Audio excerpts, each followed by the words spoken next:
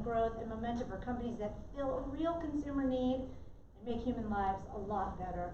I've seen incredible sacrifice, perseverance, and hard work by armies of smart people.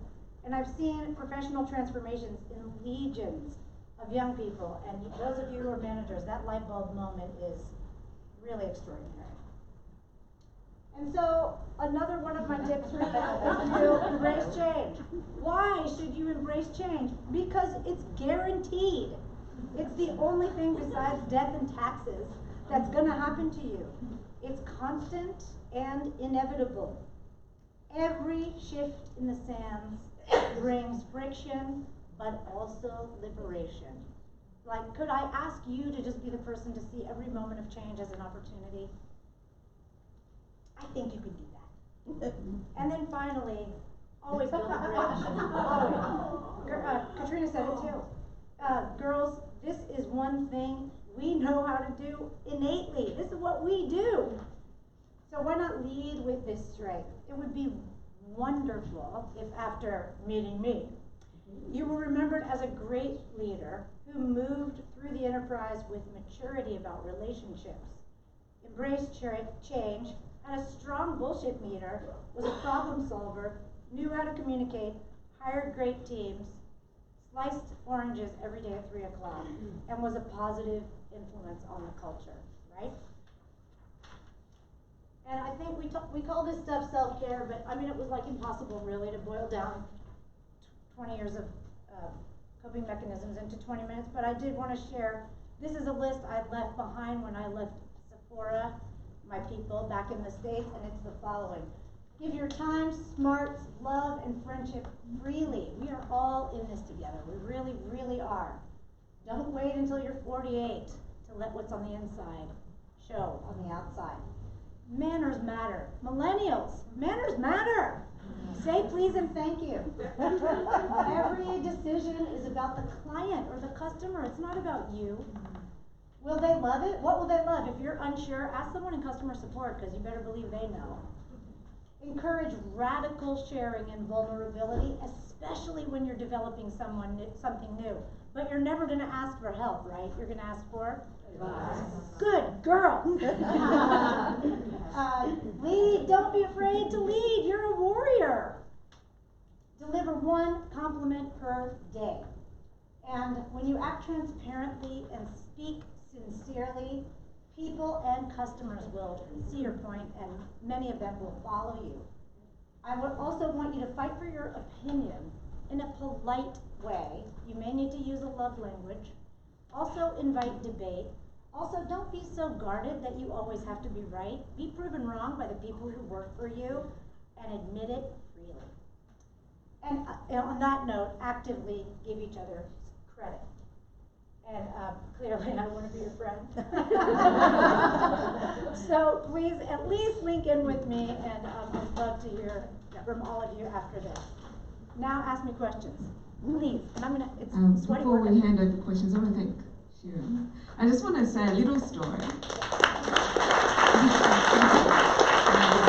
If you haven't met, so I was having a particularly bad day because one of the keynote speakers pulled out, and Caroline introduced me to Shira. There's Caroline. Yeah, and Shira comes in and she goes, "Hello, my long lost sister." It's like we've known each other through the internet. We'd never met before, by the way. Shira just gave me this amazing necklace today. It says, "Girl boss."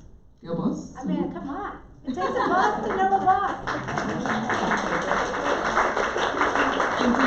Anyway, we're having coffee for about 5 minutes, and I go, "Hey, do you want to speak?" I've never seen her speak. I didn't know she'd be this amazing. So I want to say thank you very much to the universe and to Shira. And questions?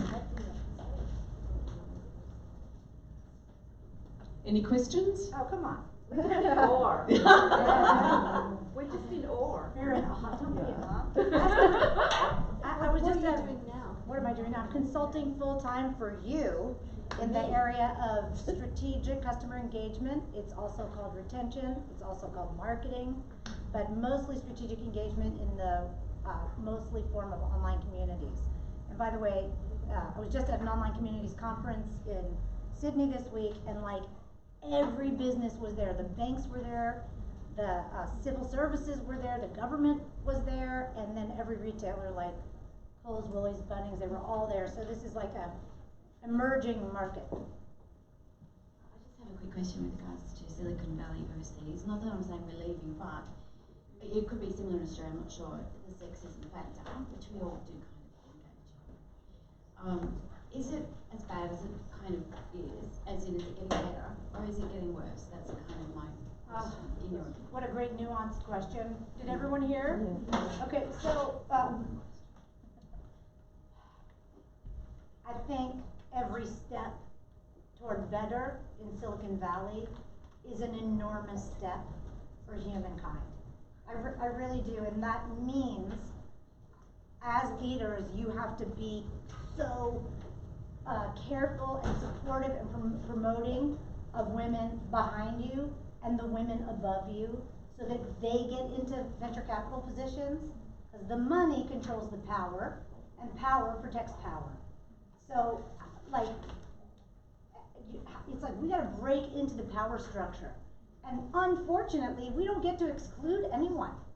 Like it'd be great for the four of us to just go do something and no dudes, but no, they're half the market. They control the rest of the money. Like, so power protects power. So what, I mean, like I think that my vision is how do we punch through the power structure to be in the room. But is it getting any better? Yeah. But like with every female internet millionaire, we make another investor. Okay, with every single one. So it's like, and those girls graduate out and they become venture capitalists, and so it's like one at a time, yes. But like, cycle back to that slide with Cruella DeVille right here, like, it's the most world famous female CEO in all of Silicon Valley, and I would never want to be like her. So, you know, it's like you gotta pull through, you can't. So it's getting better, but slowly. Slowly. Baby steps. I don't want to say baby steps, but there's movement afoot. I mean, I think that the dickheads we're reckoning with them now. They can't just be a total dick, right? Don't be a dick. Any other questions? Having worked in the area that you work in, I imagine that negotiation is probably a big factor of what you do on a daily basis. Yeah. Having gone to the Girls in Tech event last night, it was all around how to negotiate effectively. Oh, it's a great course. Yeah, and I was just wondering, kind of reflecting on that experience, what your first memory of negotiating was, and what your most recent proudest memory of negotiating? I'm so glad you asked. Negotiations is actually, some things can't be taught, like leadership can't necessarily be taught. Empathy can't necessarily be taught, but negotiations is actually like algebra. It can be taught. And so those of you even remotely curious, like taking a negotiation course, even the one that's advertised in the back of the in-flight magazine, is a great idea. My favorite kind of I took one, eBay paid for me to go to a negotiations class, like the really cheesiest one. And the next month I bought a car for the price I wanted. And now I offer to all my girlfriends, please take me along when you buy a car. Because I'm just like, look, I don't want your goddamn leather, whatever, I don't want this, just sell me the car, here's my money, take it or leave it. And like, let's talk about the price, you know, or else we're out, because there's another dealer down, whatever. It's very crystal clear and lots of fun. It should be your sport. And by the way, everything is negotiable. Absolutely, everything in retail is negotiable. And you, as my mother-in-law says, you don't get unless you ask. You gotta just say, is there a better price for this? I'm buying 5 pairs of platform high heel shoes. Better price. In your career? I'm sorry? Kind of more around your career, what would have been kind of the key negotiations that you advocated for yourself and for someone else, where you? I think the hardest stuff is what Katrina really spoke succinctly about, which is you have to have a price tag. Not in that way, but in this way you have to know, and like, I want to be your friend and I want to work with you, but I will charge you, like the meter will run. I mean, I want to be your friend, I won't charge you for that, but I also, I think also to Katrina's point earlier, the hardest negotiations are getting enough information, getting the dudes to tell us what we're worth from an equity standpoint, not from a salary standpoint. How much equity should I be asking for? 15% is kick-ass.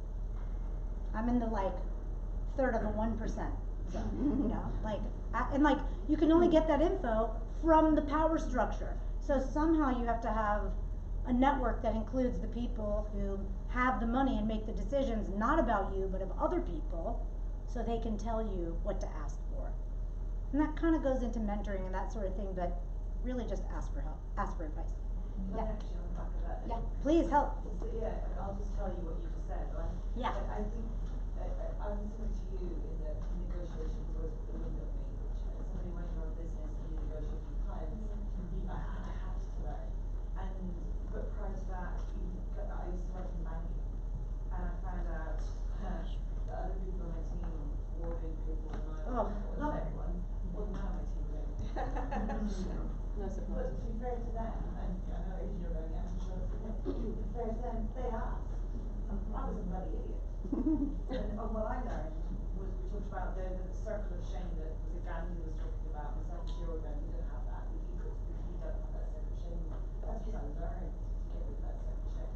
And I learned through mentors, there were inadvertent mentors, which if you kind of disclose information, freely out as 1.5 drinks, but I learned to accept the fact that I might get embarrassed and I might have that fear, but use the sort of language.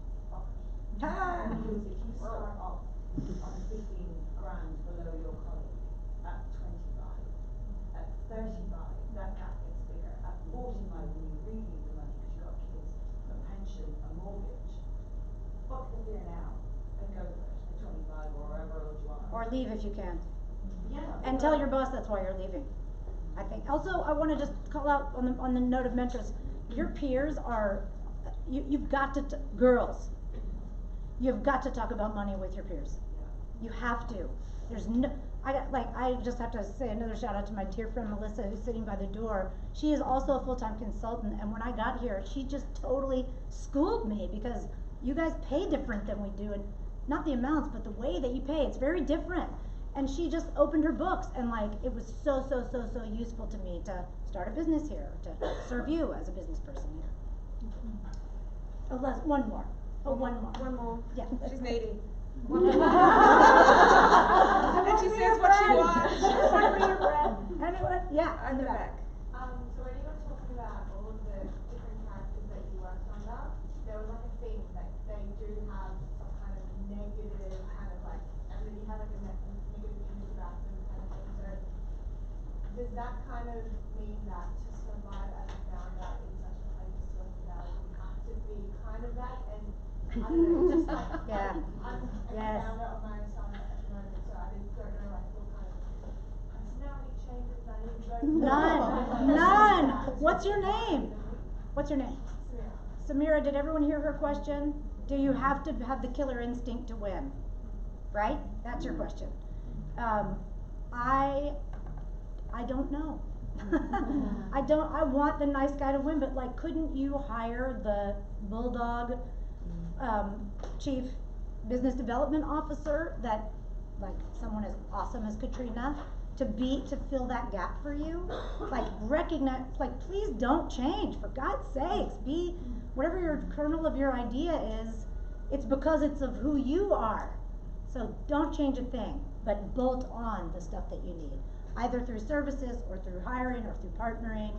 Like, you know, the Indian princess, what she had the killer instinct. I don't. I mean, I'm friendlier than anyone you'll ever meet. But she isn't. And she needed me on her team to go build the bridges and make the company believe, and she lacked all of those skills. But what she had, I don't have. She was very strategic, totally laser focused, analytical. We were a great partnership. I think we are so blessed to have you here. Thank you, Shira. I think we're blessed not only have you here in the room, and you're here for the day, so if there's any other connections that, and questions, you're okay with that today? Absolutely. I think we're also blessed to have here in Melbourne on our shores. Thank you.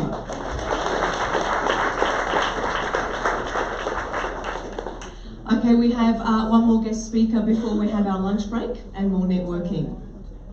Dr. Amy Silva is a psychologist, author, and she runs programs helping people to change their behaviour at work.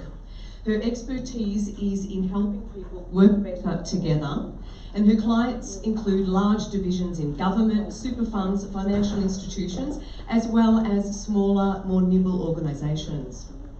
Usually they are progressing from some sort of digital or structural transformation, and of course who isn't in this day and age, and they need their people to be able to respond to change well. Amy has spent time, 3 decades actually, as a psychologist developing her IP on how fear and habit restricts our capability, communication and outcomes. Her most recent publication is called Conversations Create Growth. And watch out for a link that she may share, which is a download to her free book online. Very generous offer for us today. So please welcome Dr. Amy Silva.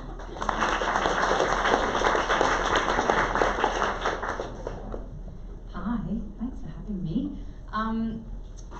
Okay, so my background is that I used to be a clinical psychologist, right? So what I used to do was therapy and research, helping people who had mental health issues going from here to here.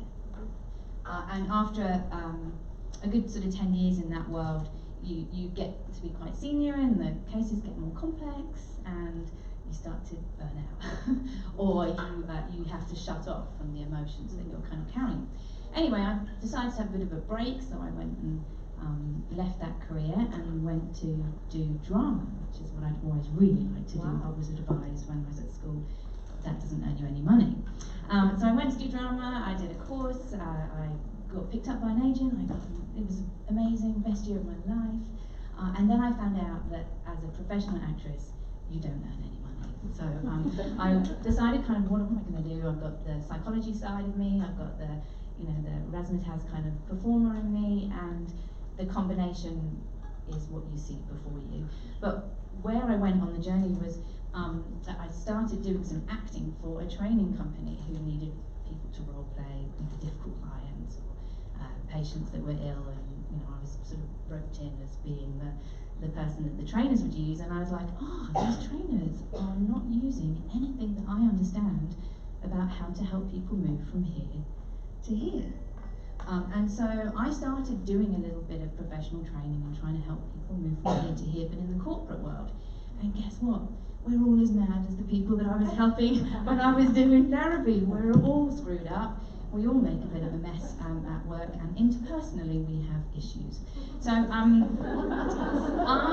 I started using all my knowledge about fear, about how we avoid things, about how when we get into personal stuff, particularly at work, we start layering on all these different parts of us that we think we should be, and that makes it all very messy when you get into teams.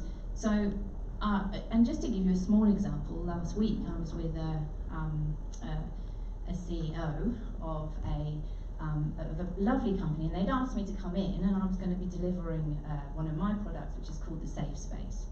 And the Safe Space is around helping teams trust each other internally so that they can have better conversations and less angst and get more done.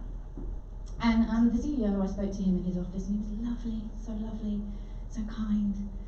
We were just having this really lovely conversation. I thought, oh my God, he's awesome. This is going to be a breeze. And then we walked into the team, and he introduced me to everybody, and this was kind of this is who we are and what we're going to do, and this is the program, and blah, blah, blah. And I just wanted to observe, how is everybody in this team? How are they all communicating? What's going on? And anyway, it was all very polite. And I was like, okay, this is either really good or really bad. Anyway, so they're all being really nice to each other. Nobody's actually stepping on over each other's conversations. I couldn't see anything that was anything particularly bad. And we're talking about fear and how avoidance of difficult conversations might impact the quality of our work. And where do people think that came from? Anyway, and this CEO, beautiful CEO, stood up, threw his chair back, slammed his fist on the table and went, I don't know what you're all so bloody scared of! Top of his voice, and I was like, I think I might know. So that's what I do. I talk to people, I help people try and move into a place where we have psychological safety, because psychological safety is something that makes a massive difference to what people can do together, particularly a team. So I know, who works in a team currently? Yeah, so, and who works with people? Okay, good. All right, we're in the right place. Okay. So, yeah, this is what we don't want. We don't want things which make us feel like we're in a situation that's threatening, because bad things happen when we're under threat. Yeah, we have fear, we have flight or fight mode, so we're avoidant, or we're aggressive, or we're defensive, we're mean. All these horrible things come out of all of us when we're under threat. So we just don't want it around. It's just really, really, really unhelpful. And we don't want to be this guy sort of sitting, you know, scared to bring things up. And what we see in teams is people not being able to bring their whole self, as Shira talked about, or you talked about. Did you talk about bringing your whole self? Yes, bringing your whole self. And we don't want people to be sectioning off bits of themselves, stifling thoughts that they have in their head, risks that they can see. It's just stupid. And also, this guy just doesn't look very happy. He just doesn't look very nice in there. So let's not do that. All right. So let's just Google Earth a little bit and come out and sort of think about, well, what's going on for us at the moment? What's going on in our world? Well, you guys are at the forefront of VUCA, volatile, uncertain, complex, ambiguous. That is the state of our world. We are in a constant flux right now. We don't know what it's going to look like. We have no idea what 5 years' time is. We have to be behaviourally flexible now. And that is not what the generation before us had to do. So we are really struggling with that as humans. Life is expecting quite a lot of us, and we're just not that great at change. We're not that great at flexing, and so we need help. We're also not doing very well in the well-being world. So I don't work in the mental health area anymore, but I'm obviously incredibly interested in it. And life's not great for mental health stats right now. We're just doing worse and worse. Currently, in the workforce, there's 7,000 people in Victoria being compensated from their employee due to mental health concerns that they've picked up as a consequence of the work that they're doing. About 20% of us have stress related to our work. 20% of us have experienced some sort of bullying at our work. 10% of us are really struggling and have a mental health complaint that we are attributing to work. So not good. And the Australian Psychological Society, which is the professional body that looks after psychologists, has put out a bit of a plea to the workplaces and said, come on, we workplaces, you need to do something about this. This is an epidemic, and it's something about our workplaces that just doesn't work for our mental health. We also have misconduct, which we all know about. So this is work pressure, is part of the of what the Australian Psychological Society is talking about, is work pressures, but also misconduct. So misconduct is when people do bad things. Now, at the really toxic end, we can really identify it. I'm kind of going to ask you to call on, what examples have you got of misconduct that you kind of just tolerate, or that the workplace tolerates? Because that's the really dangerous one, because that has a social multiplier. So if I see somebody misconducting, I then think that's okay, and the likelihood of me then doing it is multiplied. So if you think about a work culture, if people are allowed to behave in a way that's actually unsociable, or promotes fear for people, or cuts people off, or bullies, if the environment tolerates it, and I'm sure we've all been in environments where that is the case, then that's the culture, and that's bad. So, well-being, engagement. So currently the stats suggest that only 3 out of 10 of us are engaged at work in corporation world. So yeah, 3 out of 10 actually are fully engaged. 7 out of 10. No, not so much. Now that's dangerous just because, you know, of humanity. Like, what the hell? Like, what? This is our lives that we're giving away. Our life energy. Is that what we want? I don't think so. But also in terms of our productivity. So if people are seriously not really fully engaged, what's that doing for our bottom line? So it's a massive problem on a productivity base and also just as a humanity. Legal work rights, well, thankfully, there are more things going on for us in a legal context.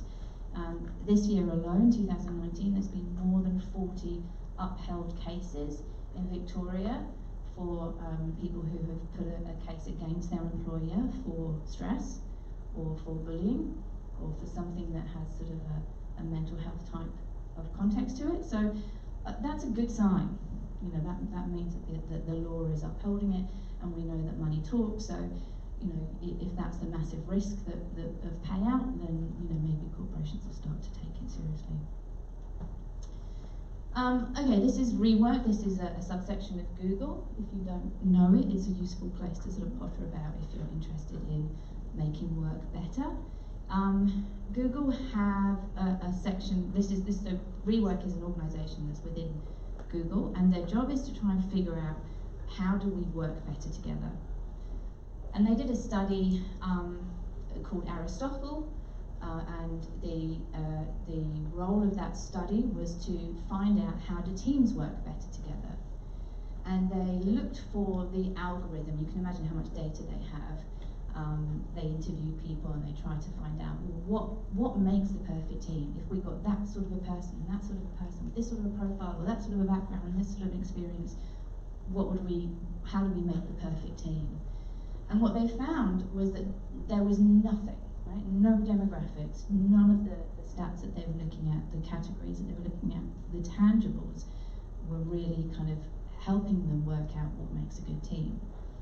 So they started to look to psychologists, and what they found was that there was an element of trust, an element of safety that was in the group, the team, and that was the main predictor of effectiveness within the team.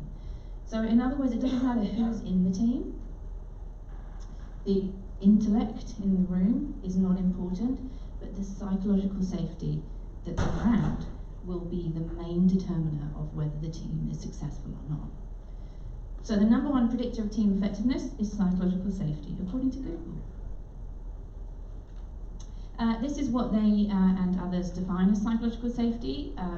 This is when it's compromised, is that people feel that they will have mistakes held against them, that they feel that they can't bring up difficult things, that they are rejected for being different, they can't take a risk, they can't ask other members for help, that their efforts are deliberately undermined, and that their unique skills and talents are undervalued or not utilised. So just as a quick show of hands for us as a room, anybody experienced that in a workplace? Yeah, okay, so can you see how this would limit what you can do at work? Right, and I sort of think of psychological safety as the canary in the mine. So they used to take the canaries into the mine to tell the miners when there was carbon monoxide floating around, because the poor canary would die. And I think of psychological safety as our canary for toxic environments. Because if a team doesn't have psychological safety and they're not bringing to the table what they're thinking, then we don't find out about serious risks. Amy Edmondson, who I'm going to talk about here, Amy Edmondson has done a lot of studies in the hospital settings, and so she's looked at teams who do cardiac surgery, and so in a cardiac surgery, like a bad team means people die, so it's a pretty clear metric. And they looked at the results, you know, kind of teams that have a high mortality rate, teams that have a low mortality rate, and they found as well that psychological safety was the key determiner of that. And what it looked like is people going for lunch together, people laughing, having a conversation in the theatre where they actually respected each other and welcomed each other's contributions, that they would talk about things that weren't necessarily about hierarchy, and teams where there was a very strong hierarchy, and people responded to the hierarchy more than they did than the human, that's where things went wrong. So she found that, or she says, so psychological safety predict quality improvements, learning behaviour and productivity.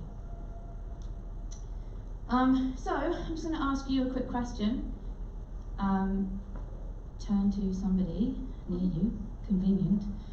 If this is a sliding scale, right, where we've got sort of high psychological safety at the top, low psychological safety at the bottom, what does it look like up there? What does it feel like? And how does it impact the conversations that's going on? So have a think about the type of teams that you're in, whether that's sport, work, school, family, don't mind.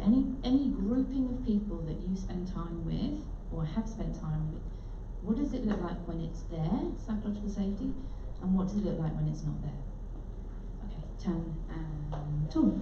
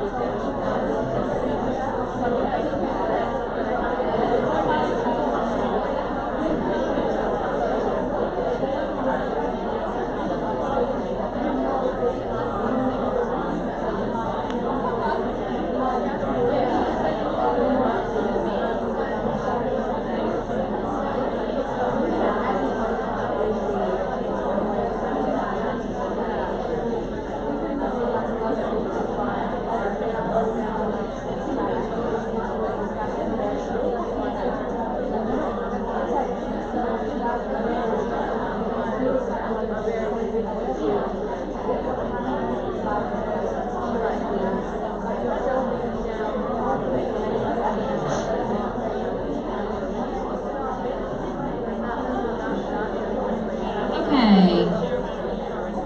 1, 2, 3. Eyes on me. Big clap. I was at Book Week this morning. Did anybody else have Book Week with kids? Yeah. So watching the principal trying to shush a whole room of like 700 kids all dressed up in fancy dress this morning, I was like, oh, that's tough. Anyway, all right. So what does it feel like up there at the top, where it's safe? What are the emotions? Yeah. Sense of value. Yeah, beautiful. I was like empowered. Empowered. Yeah. Fabulous. Okay, feels good up there. All right. So happy faces up at the top. And what's going on in our conversations? Reciprocity. Let's what? Sorry. Reciprocity. Reciprocity. Yeah, beautiful. Honesty. Honesty. Yeah, not always tough. I mean, not always easy. Honesty. Yeah, but honesty. Yeah, beautiful.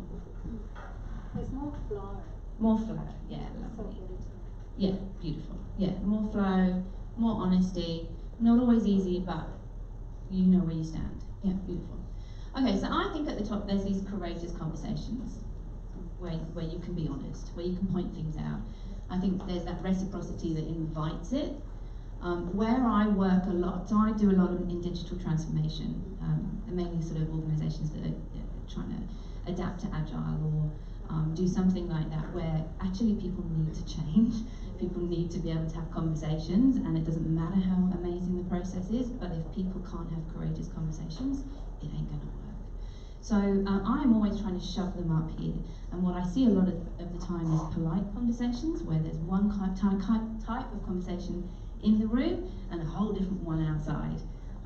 The amount of time that's wasted because people can't say what they think in the room. And obviously that comes from a place of avoidance of this, not necessarily wanting it to be a combat. But if it is a combat, also equally completely unhelpful. I was with a professional services firm a couple of weeks ago, and they've got a large amount of partners. But if I told you the type of conversations and the type of behaviours that I was witness to, I wouldn't see that from a group of toddlers. You know, it was just insane. We were away for 2 days. I wasn't involved in the first day. I was just there as an observer. I don't think they did any work because they were too caught up in their interpersonal shit. Okay, so performance. What happens to our performance when we're having courageous conversations? Obviously, it's remarkable. We actually progress. We make decisions faster. We implement with greater quality, and we do that with less angst. And down at the bottom, we're distracted, we're siloed, and this is just, you know, this is humans, yeah? This is just us when we get together. Not very good. So I think of us together as a being, as an entity, these humans bashing together in a team, or in a workplace, or even just a pair. I should probably, maybe should I disclose this? Last night I was with my husband, and we've got 3 kids, right? So it's tough and beautiful, of course, but it's tough. And we have half an hour routine with each child. So by the time that to put them to bed, so by the time we actually finish with them, it's about 9:45, 10 o'clock. It's late. I've got nothing left, and we've got to clean the kitchen. We've got to make lunches. We've got to, you know, vaguely communicate, and we've got to, you know, get into bed and go to sleep. So last night, my husband starts trying to talk to me, like starts trying to have a conversation with me, and I'm like, dude, it's like 10 to 10 here. I've got nothing. Like, we are on a go, go, go. Clean the kitchen, get to bed. No time for talking. So it's time to talk, and I'm like, come on, you know, like this isn't gonna happen. So I'm like opening the dishwasher, and I'm slamming the dishwasher.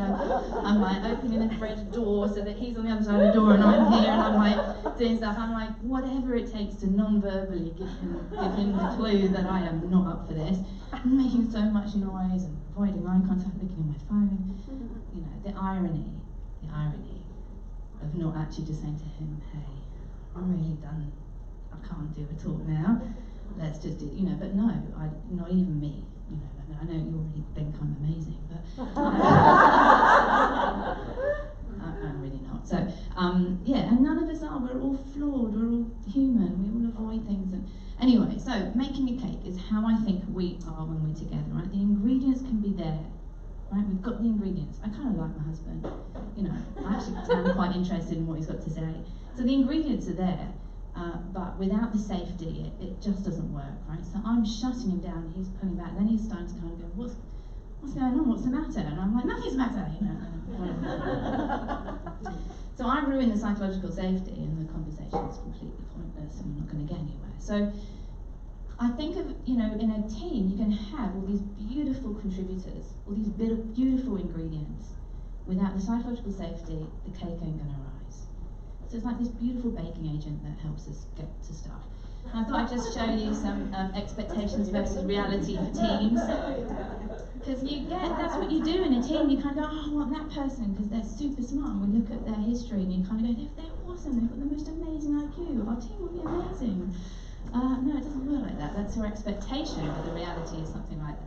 I'm just going to go through these because then I got a bit sidetracked on Board Panda, and I think they're worth showing. My favourite one that I found. So,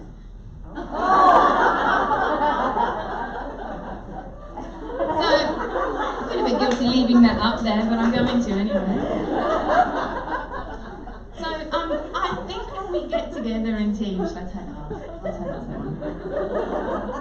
When we get into teams, our expectation when we work together is, oh, they're super smart, we really get on, and da-da-da-da. And that's how we base our decisions for teams. When we don't look at this beautiful agent that we've got sitting there, that we could dial up or dial down. So how do we do this? How do we get more psychological safety? How do we be the best version of ourselves so that we can have other people be the best version of them, so that together we can build on our collective goal? That's the magic agent. So, yeah, I'm looking for this collective intelligence. This collective intelligence is the language of how do we as a collective build over and above any of our individual IQs. We could take our IQs, you'd all be super smart, I could take the average of that, but that wouldn't be representative of what we could do together as a group. So we're looking for that bit, I think. And that means getting the best of you. So, down at the bottom, we've got the toxic teams. Up the top, we've got the dynamic teams. We've got psychologically safe, unsafe down there. We've got collective intelligence up here. Friction down there, frictionless up down there. This is where we're heading, right? And it's easy for us to think that it's all their fault. And I think we're all subject to doing this ourselves. So I have a list of questions. If you want them, text yes to that number. I also have a digital version of a book that I've got. There's a real book out there. If you want to buy it, you can. I'll give you the digital version if you text yes to me. I'll send it to you. But I just like to take you through the three things that I think are really clear for you if you want to build either your psychological safety or those around you. So the first is consciousness. This is a guy called Carl Jung. He was like one of the founding fathers of psychology. And Carl Jung said, until the unconscious becomes conscious, it will direct your life and you will call it fate. So this is where we blame, right? It's that thing's fault. You know, rather than taking responsibility and looking for what can we do? What can I do to get better at this? How do I move myself into a better place? So I was in a meeting recently and it was all very mahogany, lots of, I don't know how to describe it other than say lots of mahogany, lots of brass, dark, lots of people who looked the same, looking at me, didn't look like me, and I was there to sell, and I lost all my power walking into that room because I suddenly went, oh God. They, reminded me of my mental maps of what I'm not, of what I think I should be that I'm not, of how this world operates that I don't understand. And it triggered all those things that made me lose my power. Now, whose job is that to fix that? Mine.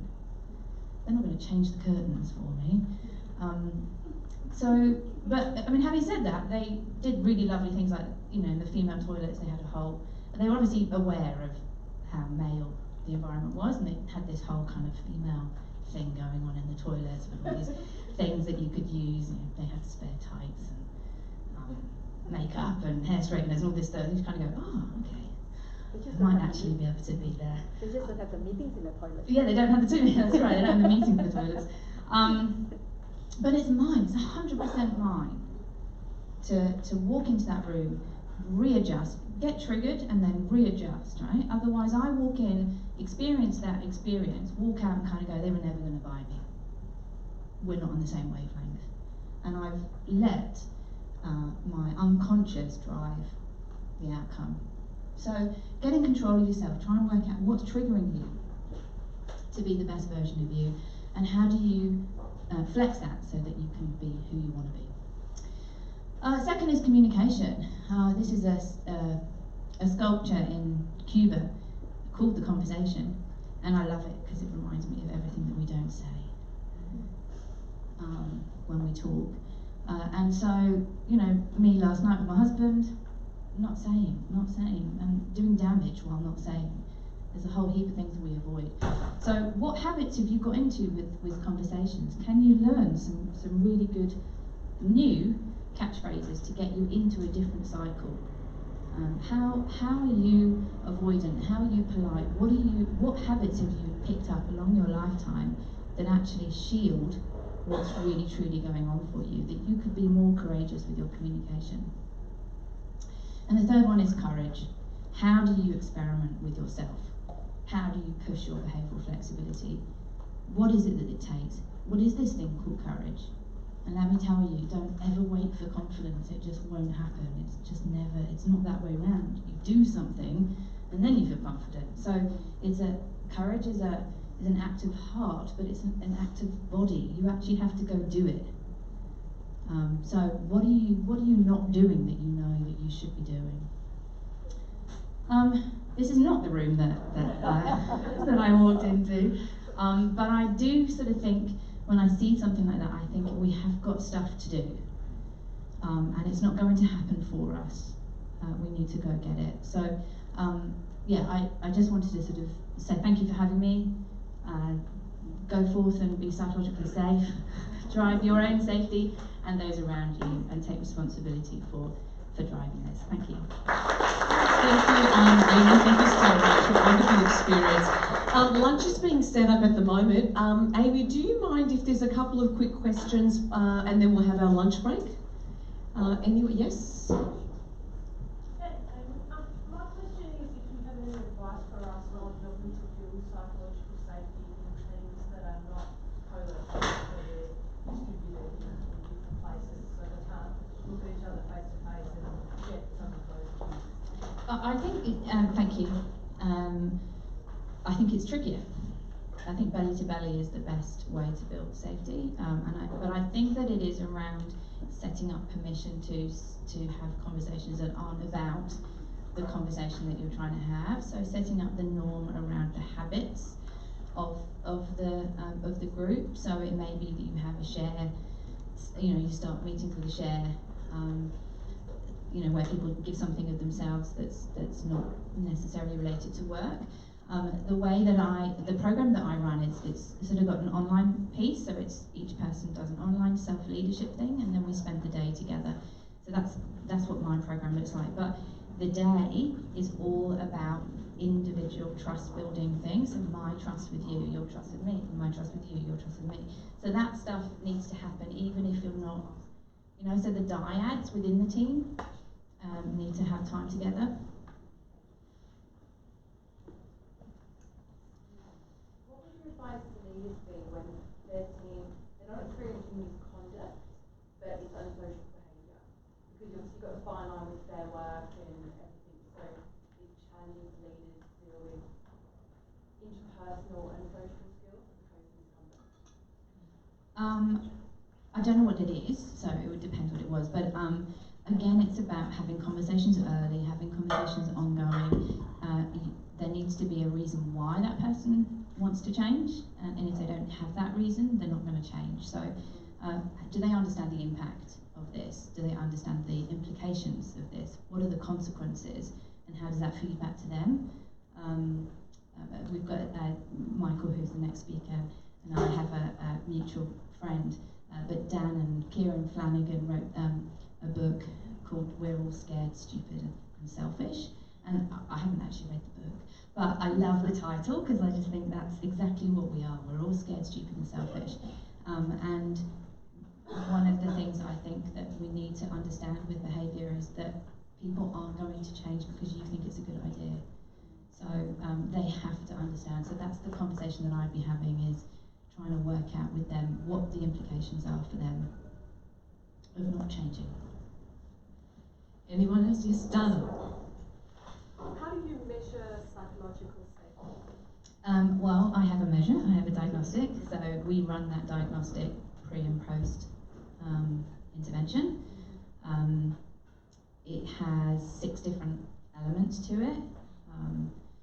Let me see if I can remember them. So one is around, a lot of them are around courage and being able to clearly articulate what it is that is worrying you in any circumstance, or being able to say ideas that you are having now out loud, or whether you screen them. A lot of it is around courage. So how do we move forward in our courage? It's shared hope. Do we have a hope that this is the right place for me? Because if it isn't, then I'm not going to bring that in. So we measure it, and each individual in the team completes it, and then we get a score that's a collective, and it shows us kind of red, orange, green, on kind of where the team is sitting on those different metrics. One more quick question? Yes, at the back. Any advice on building emotionally safe environments within cross-cultural teams, whether that be with international teams or ethnically diverse teams? I think it's harder because, again, we are all completely biased, and that's one of my things about being conscious is how our biases completely predict sort of what our behaviour is going to be. So it's almost like unpacking the bias, and the clearest way that I understand how to do it is to own it and just say, I may be doing this wrong, but you know, I'm just going to have a stab in the dark and, you know, you tell me afterwards where I've gone wrong, rather than not doing it because I'm frightened of getting it wrong. So it's sort of the ethos and the attitude will be viral, but it takes time to work out how to move around different people's biases. Thank you, Amy. Thank you.